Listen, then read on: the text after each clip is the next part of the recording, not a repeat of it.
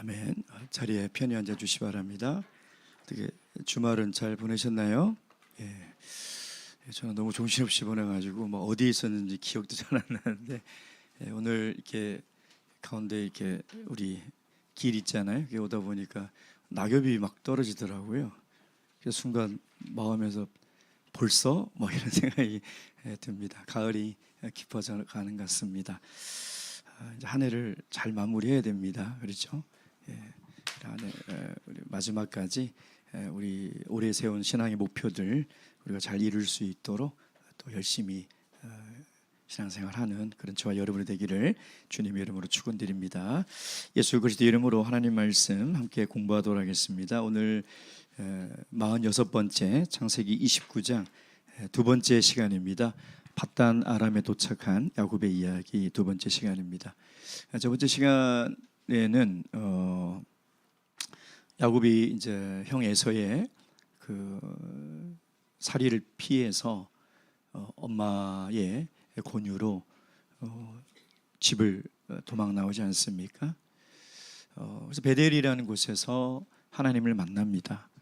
하나님을 만나는 그 시점이 사실은 야곱은 스스로에게 굉장히 절대적인 자기 절망 속에 있는 것이죠. 왜냐하면 그동안은 자기의 치밀한 계획대로 참 잘 살아왔다라고 생각을 했고, 또 자기는 스스로 굉장히 똑똑한 사람이다라고 생각을 했는데, 막상 그 길에 들어서니 너무나 두렵고 외롭고 나는 아무것도 아니구나 라는 자기에 대해서 절대 절망에 빠지게 됩니다. 근데 세상 사람들은 그것을 안 좋게 생각하지만 사실은 우리 신앙 안에서 보면 자기를 포기할 때만이 하나님을 붙들 수 있고, 자기가 죽어야 내 안에 예수가 사는 거고, 자기에 대한 기대가 완전히 사라져야 하나님을 만날 수 있는 거거든요. 어쩌면 이것이 우리 신앙의 가장 중요한 부분이죠.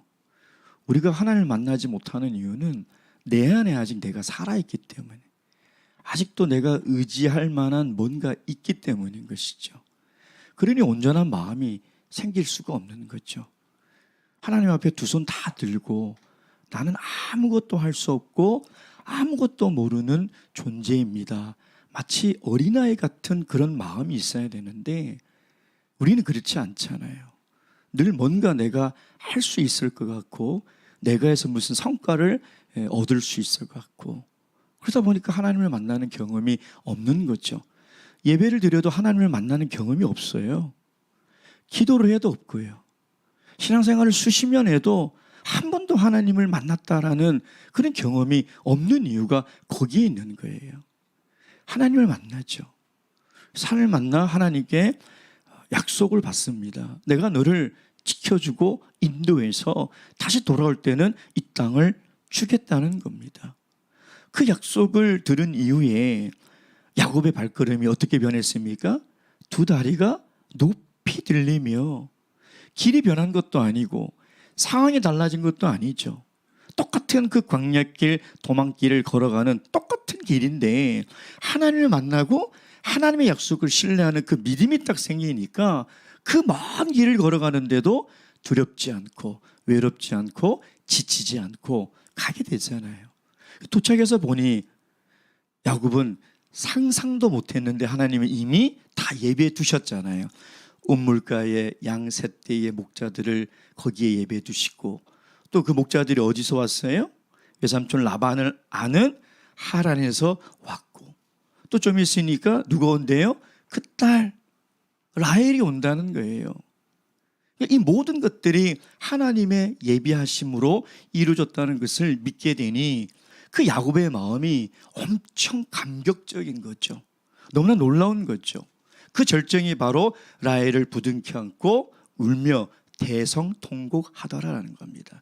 이 단계의 야곱의 심리를 알지 못하고 읽으면 야곱이 굉장히 오버하는 것처럼 보이잖아요. 그렇잖아요. 근데 그렇지 않다는. 1절부터 그의 마음은 이미 가슴이 벅차요. 왜? 어제와 다른 야곱이 된 거예요. 하나님을 만나기 전과 만나기 후는 완전히 다른 사람이 되어버렸다는 것이죠.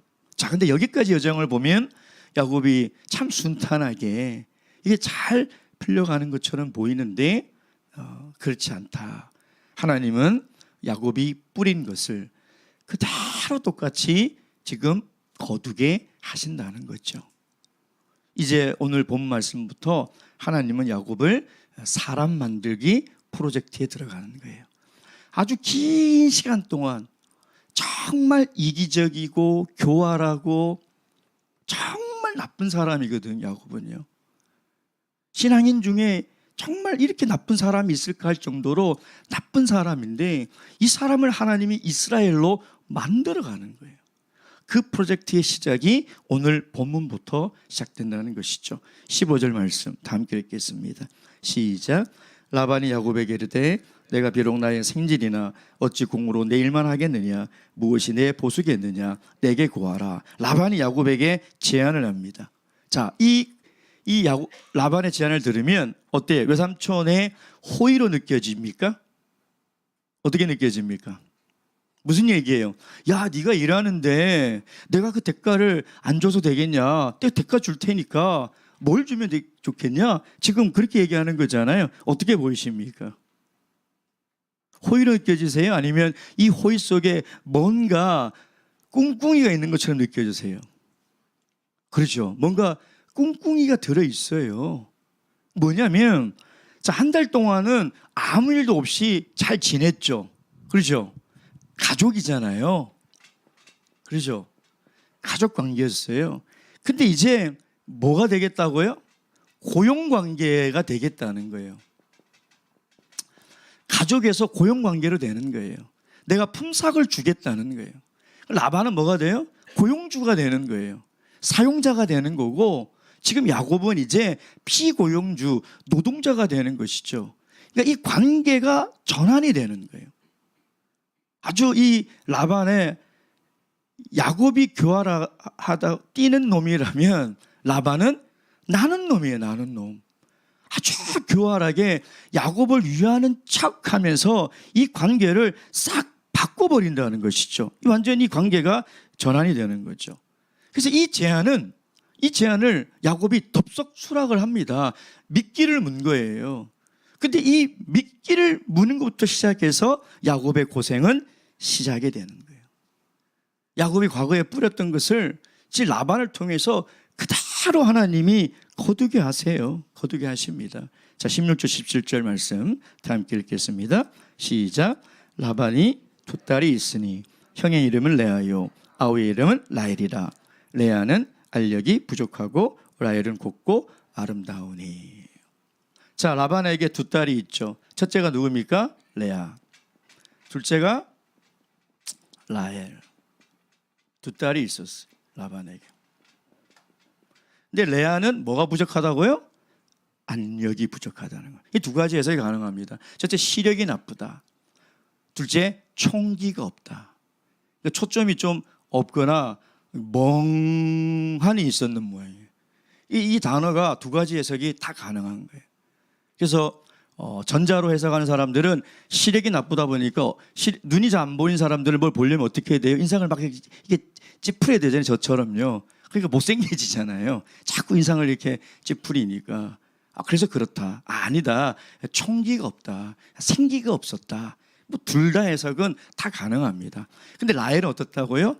얼굴과 외모가 굉장히 뛰어난 여성이었다는 거예요.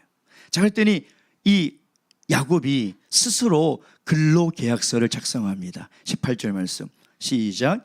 야곱이 라헬을 연애함으로 대답하되 내가 외삼촌의 작은 딸 라헬을 위하여 외삼촌에게 7년을 봉사하리라. 스스로 작성하는 거예요. 근무기가 몇 년? 7년. 무보수. 보상은 누구? 자기가 사랑하는 라헬. 탁 꼭 집어서 지금 이렇게 얘기하는 거죠. 7년이면 지금 우리 노동 연봉으로 환산해도 한 3억 이상 되지 않나요? 그죠? 결혼하실 때 남편이 한 3억 정도 주고 결혼하셨나요? 절대 이 가격이 싼 거는 아니에요. 그렇죠? 어떻게 7년 동안 무보수로 이 둘째 라헬을 얻기 위해서 일을 할 수 있을까? 근데 그 당시 고대 근동 지역은 이 남자가 그 여자 쪽에 결혼을 하려면 결혼 지참금을 줬어야 됐어요. 왜냐하면 고대 근동 사회는 한 사람이 한 가정의 노동력이잖아요. 굉장히 중요한 노동력이거든. 근데 이 가격이 좀 세요, 사실은.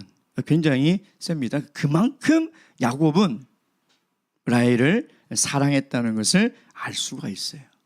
동시에 야곱은 결혼할 때도 자기의 성격이 그대로 드러나죠. 딱 콕 집어서 7년을 내가 봉사할 테니 달라는 거죠. 야곱은 자기가 가져야 되겠다고 생각하는 목표가 있으면 수단과 방법을 가리지 않고 어떤 대가를 치르서라도 가지려고 하는 성격이라는 거예요. 자, 결혼을 위해서 야곱은 한 번도 하나님께 뜻을 묻지 않았어요. 결혼을 위해서 하나님께 기도한다든지 하나님의 배우자를 위해서 기도하든지 그러지 않았다는 거예요.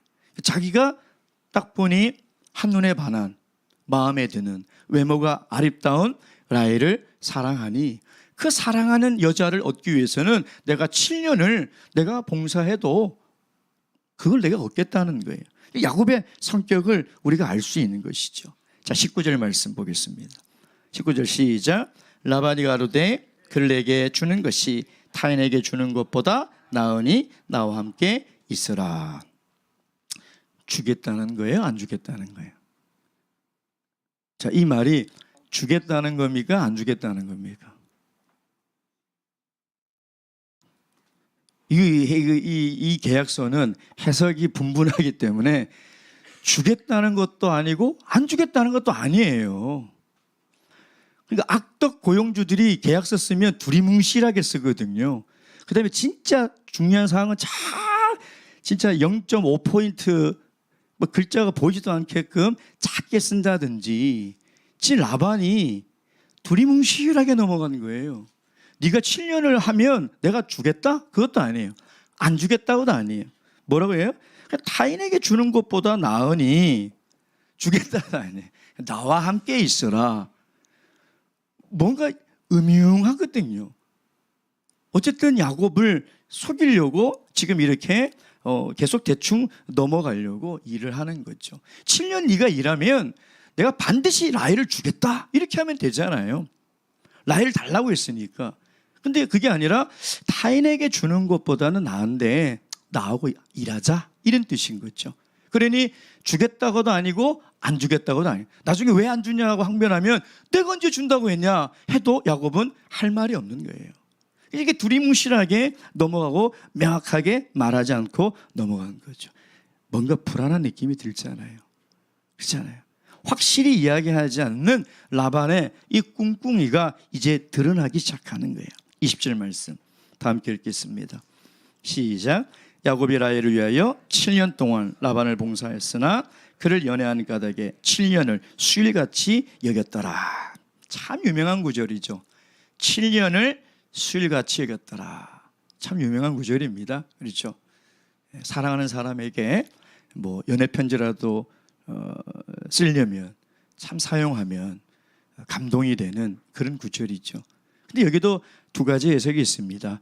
부정적으로 해석하면 그만큼 야곱은 집착이 강한 사람이에요.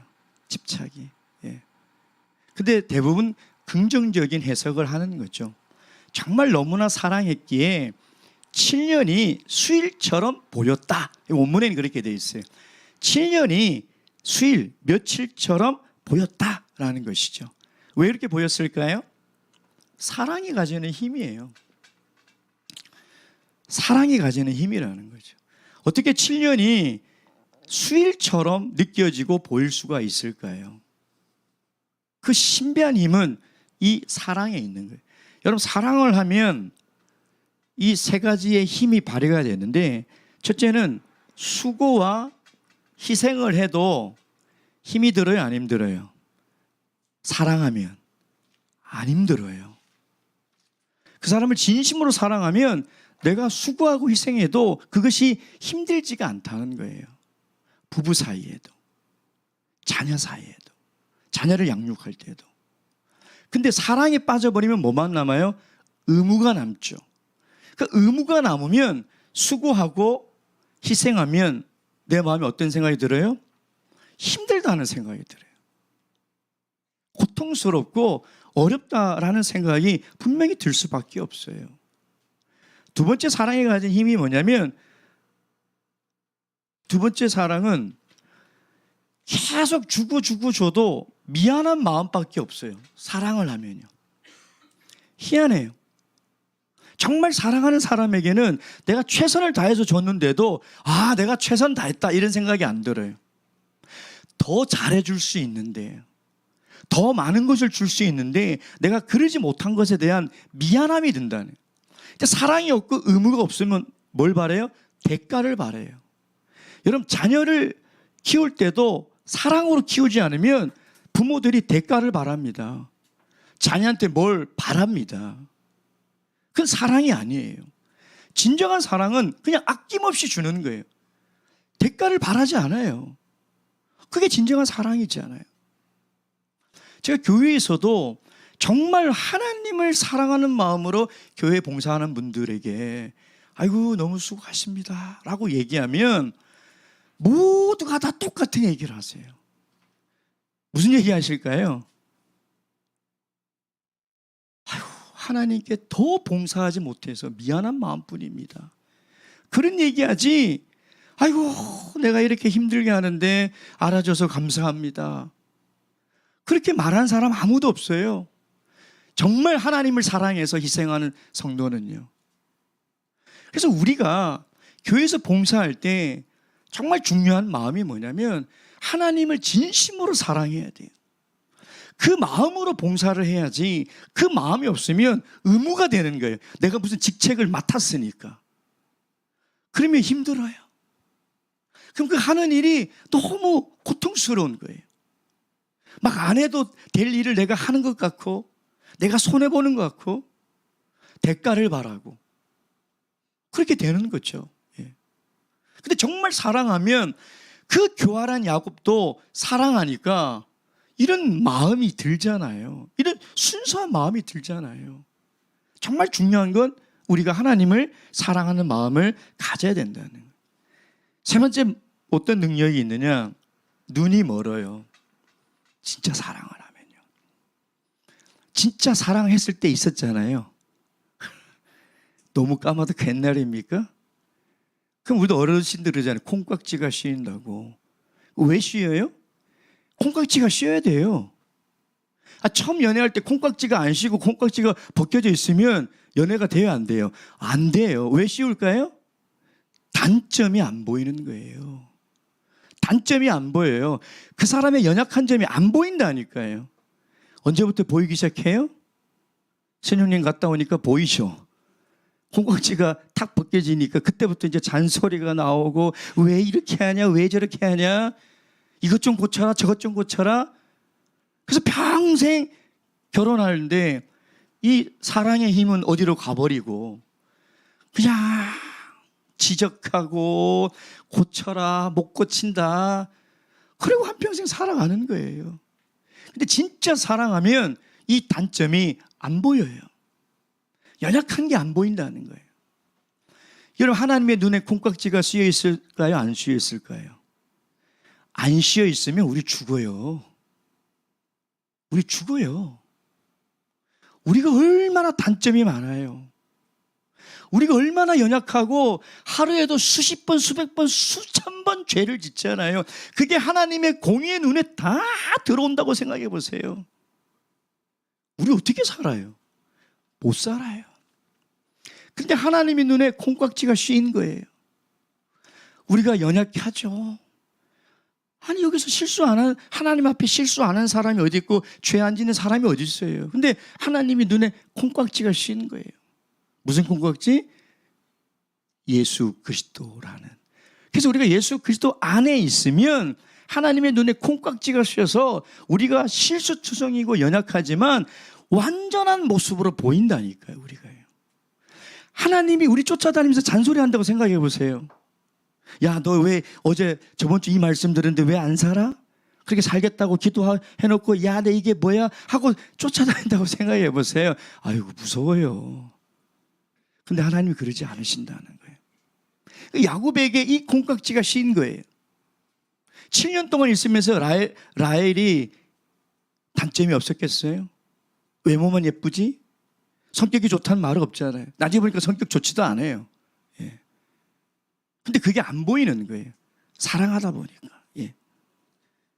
자, 그런데 23절 다 함께 읽겠습니다. 시작. 저녁에 그 딸 레아를 야곱에게로 데려가매 야곱이 그에게로 들어가니라. 분명히 누굴 주기로 했습니까? 라헬을 둘째를 주기로 했는데 라반이 누구를 데리고 가서 저녁에 들여보내느냐? 레아를 데려다보내요. 제가 이 구절 읽으면서 레아는 왜 반항하지 않았지? 왜 이렇게 순순히 들어갔을까? 아무리 그 뒤에 얘기를 읽어보고 찾아보고 해도 알 수가 없어요. 그래서 그 원문 성경을 보니까 좀 이해가 되더라고요. 원문에 이렇게 되어 있어요. 그러자 그 저녁이 되었다. 그러자 그는 그 딸 레아를 잡았다. 그리고 그녀를 그에게 들어가게 했다. 이게 뭐냐면 라반이 이 첫째 딸 이 레아를 강제적으로 잡아서 들어가게 한 거예요. 강제적으로. 본인이 원한 것도 아니에요. 그러니까 라반이 얼마나 교활한 사람이에요. 그러니까 정말 야곱은 뛰는 놈 위에 나눈 놈을 만난 거예요. 정말 교활하고 이기적인 사람이죠. 자기의 욕심을 채기 위해서 이 큰딸 이 레아를 그냥 잡아다가 저녁에 그 신혼방에 넣어버린 거예요. 24절 25절 읽겠습니다. 시작. 야곱이 아침에 보니 누구라? 레아라. 라반에게 이르되 외삼촌이 어찌하여 내게 이같이 행하셨나이까? 내가 라헬을 위하여 외삼촌께 봉사하지 아니하였나이까? 외삼촌이 나를 속이심은 어찌미니까? 여기 속이심이라는 이 단어가 그 27장 28장에 이삭을 속이고 에서가 왜 나를 속였습니까? 할 때 그 속임 그 단어를 똑같이 쓰고 있다는 거죠. 하나님이 지금 뭐 하고 있어요? 거울 치료라는 게 있어요. 역할극. 그게 뭐냐면 나하고 똑같은 행동을 하는 사람을 보면서 자기 심리가 치료되거나 위로를 얻거나 내가 이런 사람이구나를 보게 하는 거죠. 그러니까 자기하고 똑같은 행동하는 사람을 봄으로 말미암아 나를 들여다보게 하는 거죠. 그러니까 하나님이 지금 무슨 치료를 하고 있습니까? 야곱을 사람 만들려고 거울 치료를 하고 있는 거예요. 똑같은 사람에게 똑같이 당하게 하는 거죠. 제가 예전에 목회하던 교회에서 가족 캠프를 갔었어요. 가족 캠프를 가서 첫 시간에 여러 가지 프로그램을 했는데 그 중에 하나가 뭐냐면 역할극을 했어요. 그 제목은 그냥 가정에서 일어나는 일을 엄마 아빠와 자녀와 역할을 바꿔서 하게 했어요. 그래서 이제 두 자녀가 큰애가 아빠가 되고 작은애가 엄마가 되고 아빠가 큰애가 되고 엄마가 작은애가 됐어요. 거실에서. 그러니까 큰애가 이제 아빠 역할을 하는 거예요. 어떻게 하는지 알아요? 야, 리모컨 가져와. 빨리 가져와. 너 그밖에 안 돼? 너 맨날 그래? 정말로요. 근데 제가 보니까 이 형제님이 얼굴이 굳어지기 시작하는 거예요. 눈물을 흘리더라고요. 몰랐대요. 자기가 자녀들에게 이렇게 쌀쌀하고 이렇게 나쁘게 말하는지를 몰랐대요. 저는 좀 그래도 재밌으라고 했다가 눈물바다가 돼가지고요. 큰애도 울고 아빠도 울고 전부 다 펑펑펑펑 울었어요. 그때서야 이 아빠가 본 거예요. 내가 말을 참 못됐게 했구나. 가족들에게. 몰랐던 거예요. 자기 모습을. 근데 그 딸을 통해서 자기 모습을 그대로 본 거예요. 나중에 그러더라고요. 저한테 정말 몰랐다. 나는 가정에서 잘하는 자. 근데 말투가 그래요. 말투가 제가 들어도 참 사람 기분 나쁘게 해요. 근데 가족들이 그걸 계속 듣고 있었으니 애들이 모르겠어요? 그대로 따라하는 거예요, 애들이. 근데 이 남편이 변하기 시작하더라고요. 말이 부드러워지고 따뜻해지고요. 놀랐어요. 그 가정이 정말 이제 정말 서로 따뜻한 말을 하는 그 과정으로 변해가는데, 야, 이게 역할극과 거울 치료가 이게 효과가 대단하구나. 우리 가정할 때 제가 막 콩닥콩닥 뛰더라고요. 근데 다행히 저는 막 그렇게 심하게 큰애가 안 해가지고 다행인데 정말 조심스러워지더라고요. 근데 지금 뭐냐면 하나님이 뭐냐면 야곱은 평생 속이면서 살아왔어요. 근데 자기가 어떤 사람인지 모른다니까요. 자기가 지금 집에서 무슨 짓을 했는지 몰라요. 그러니까 라반을 통해서 왜 삼촌이 나를 속이지?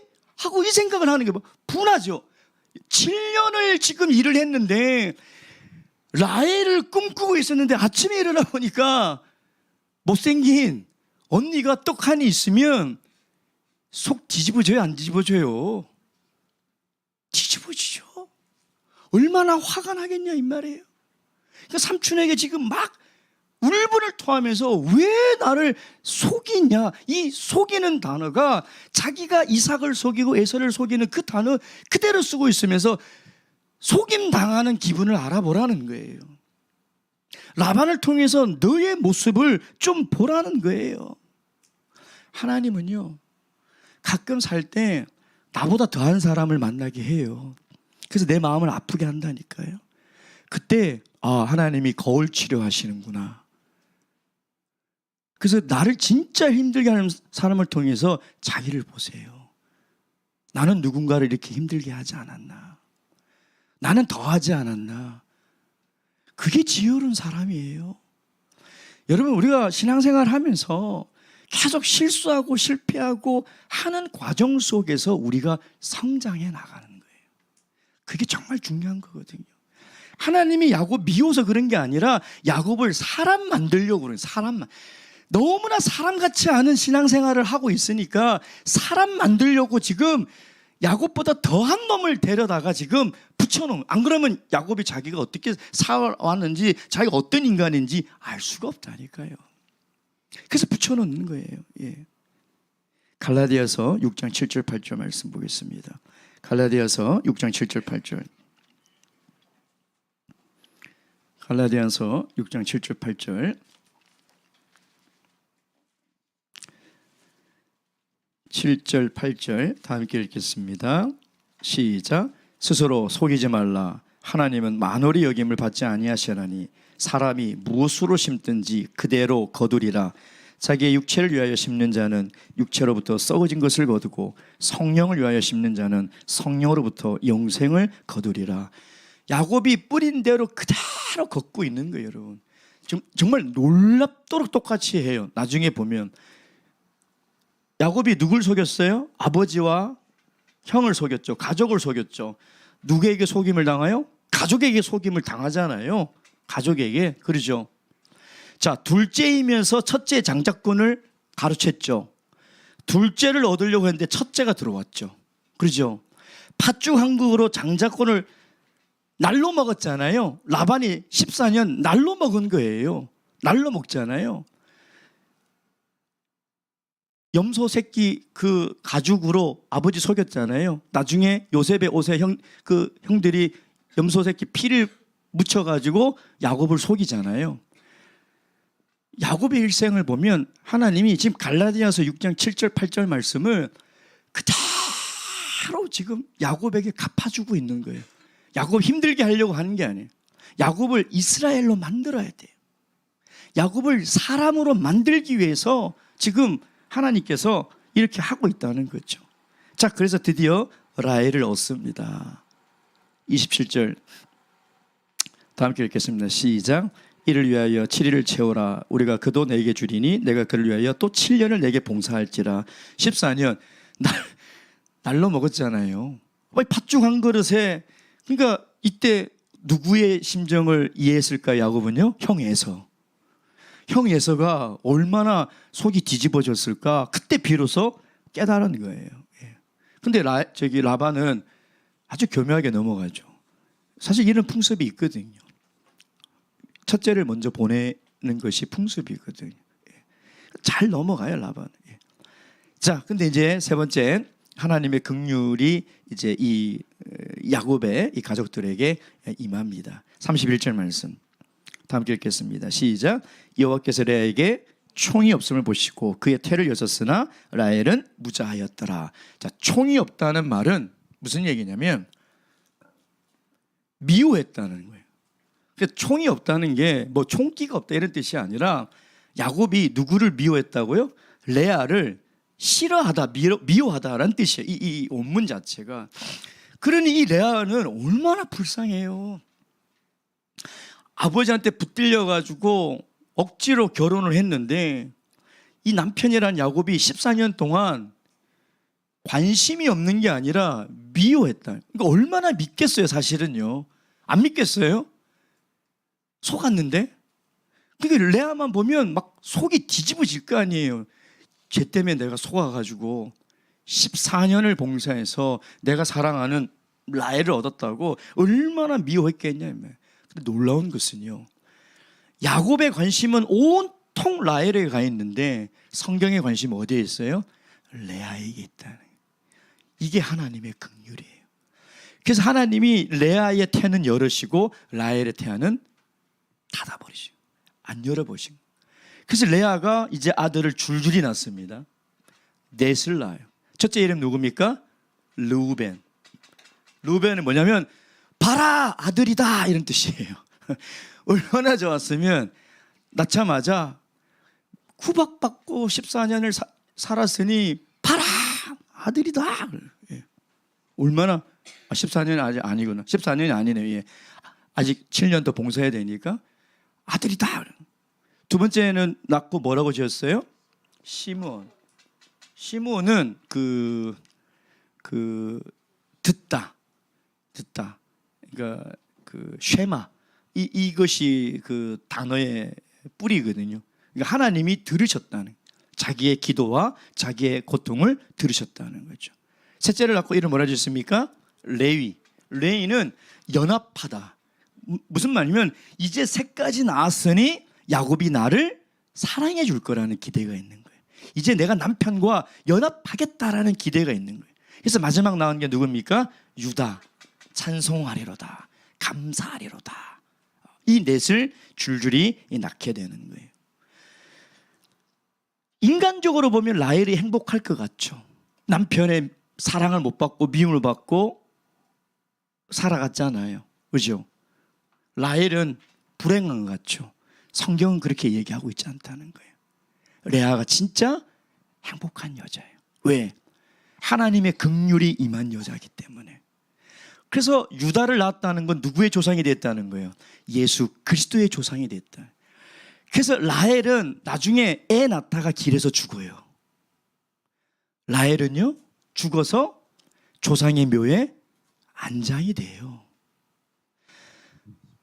그러니 인간적으로 보면 정말 레아가 불행한 것 같지만 그렇지 않다는 거예요.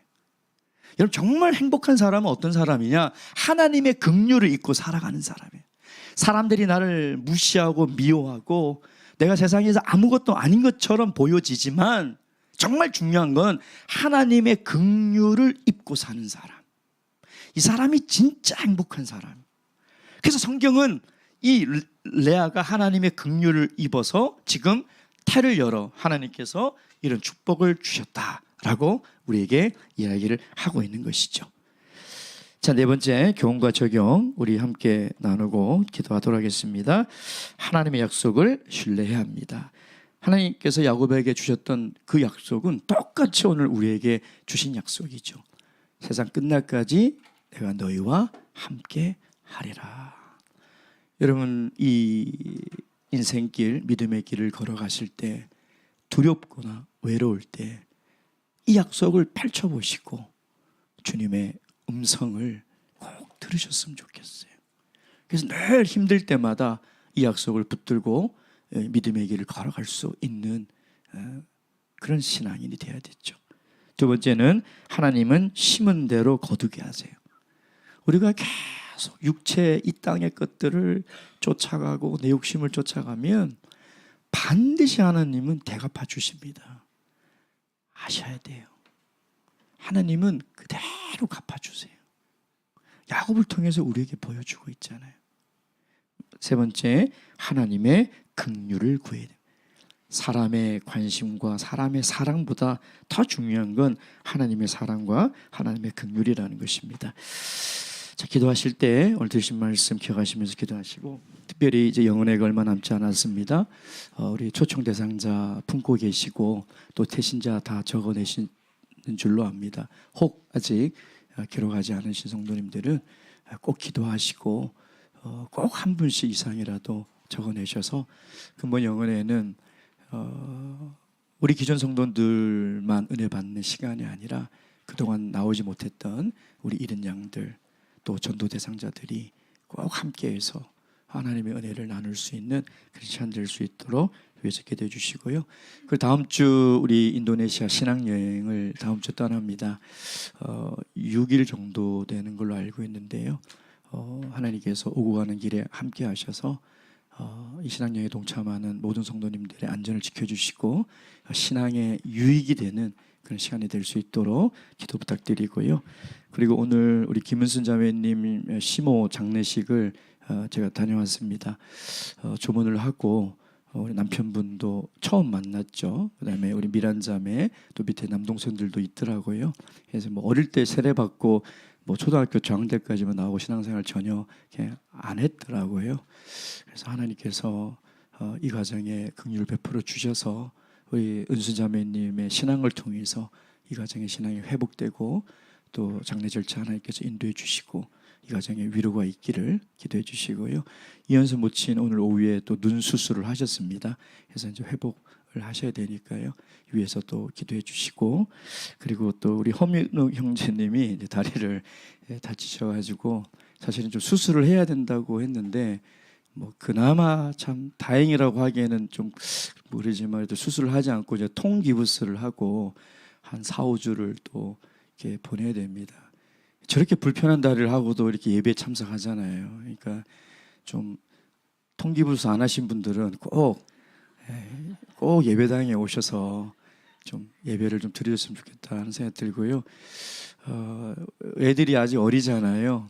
그래서 정말 이게 회복되는 기간 동안 하나님께서 함께 하셔서 뼈가 저번보다 더 단단하시게 잘 이렇게 회복될 수 있도록 우리 민우 형제를 위해서도 기도 부탁드리겠습니다. 다 함께 기도하시겠습니다.